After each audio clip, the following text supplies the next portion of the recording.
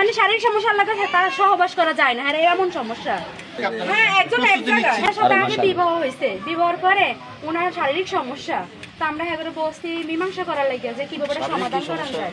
হ্যাঁ, তো আমরা এগুলো ডাকছি অনেকবার বসার লাগে, এরা বসে না। তার বসে না দেখে আমরা কোর্ট থেকে তালাকনামা পাঠাইছি, পাঠানোর পরে এরা আমরা কোর্টে মামলা করছে, কোর্টে মামলা করছে। তারপরে আমরা ওরা কোর্টে বসবো, তাহলে তো এরা আঙ্গ পারিবারিক তার কোনো সমস্যা নাই। এরা কোর্টে মামলা করছে, আমরাও কোর্টে গেছি, কোর্টে তো এটা মীমাংসা হইব।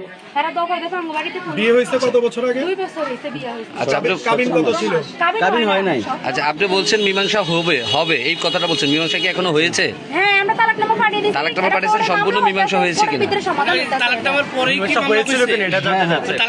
তালাকনামা দেওয়ার পরে উনি আমাদেরকে যৌতুক মামলা দিছে। আপনারা যাওয়ার পরে হ্যাঁ, পরে কি কোনো আর সিদ্ধান্ত হইছে? আর না না, এখানে তো কোর্টে মামলা হওয়ার পরে আর সিদ্ধান্ত হওয়ার যুক্তি উঠে না। সমাধান এবার সমাধান না, আচ্ছা, সমাধান না হওয়ার পরে কোর্টের তেন পয়সা আগরে রিপোর্ট দেওয়া লাগে 3 মাসের সময় নিছে, 3 মাস হয় না, 3 মাসের আগে আঙ্গুরবে আক্রমণ করতে 3-4 বার।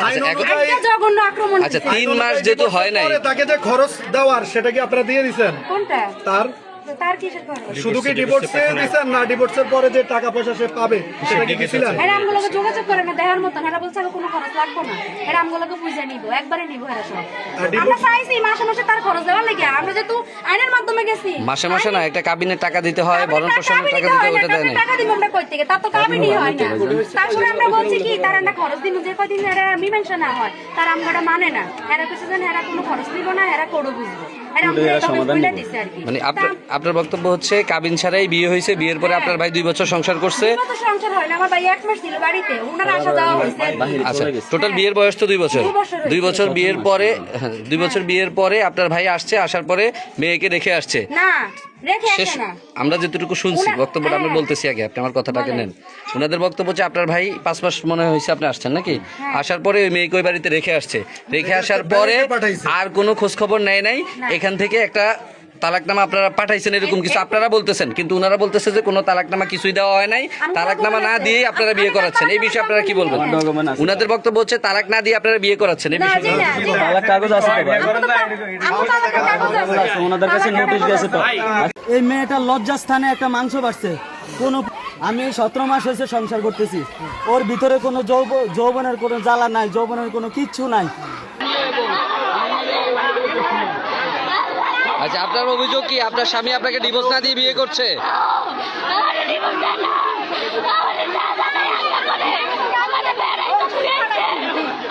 মানে আপনাকে কি বাপের বাড়িতে পাঠাই রেখে আসছে বেড়াইতে গিয়ে? হ্যাঁ, আমি বলি আমার নিয়ে যাও, আমার আর ভালো লাগে না তোমার ছাড়া। ও আমার আরে না কই বড় বিদিন বেড়াও, বড় বিদিনের কথা কই 3 মাস হয়ে গেছে, আমার আরে না। আমি আইতে চাইছি, ও বলে না যাওয়া লাগবো না, ও এই দেখি আগে বিয়ে করে লাগাইতেছে, আমরা কিছু জানি না। আপনার বোনজির নাম কি? আপনার বোনজির নাম কি? রিমা। আচ্ছা, আজকে এখানে কেন আসছেন একেবারে বিস্তারিত বলেন। আমরা সমাধান কি জানাইছি, কিসের সমাধান? আমরা মায়া যে এতদিন নিয়ে খালি আছিস, হ্যাঁ 6 মাস মায়া জামে আইছে, জামে আইনের লগে নিয়ে হেবে খালি আছিস। আরে কিন্তু যায় না, খবর হলো না হেরা হেরা এই হাতে দিয়ে মায়া ঠিক মায়া লাগে আইয়ে যায় আমরা দেখি, কিন্তু আমরা কিছু কই না। হেরা আমরা দেশের মানুষ জানাইছি, পুলিশ জানাইছি, সবে জানাইছি। বিয়ে হয়েছে কয় বছর? 2 বছর। 2 বছর। জামাই কই থাকে? জামাই বিদেশে বিয়ে করে 1 বছর গেছি গা, যাই 1 বছর মায়েরা আনছে না, 2-3 দিন রাখা এই আপা দাওয়াত দিছে, দাওয়াত দিয়ে নিয়ে এই যে মায়া ধুই আইছে, আজ পর্যন্ত মায়া এখন বিদেশ থেকে আসছে কয় মাস হয়েছে? এই যে হাস 6 মাস হয়েছে, 5-6 মাস হয়েছে। এখন আপনারা কি জন্য এখানে আসছেন আজকে? আমরা দিন আসছি, হ্যাঁ বুঝছি, আজ মায়েরা ডিটেইলস দিল না, মায়া তো কোনো ইয়া করলো না, তোরা কোন কারণে মায়া বিয়া করতে নাম আমগো মায়ের কায় না কইয়া, মানে আপনাদের মেয়েকে ডিভোর্স না দিয়ে আরেকটা বিয়ে করতেছে? হ্যাঁ, আর কেন বিয়া করতেছে? হ্যাঁ, এই জন্য আপনারা এখানে আসছেন? আজকা আমরা একটা দাই নাইছি। আসার পরে কি হয়েছে?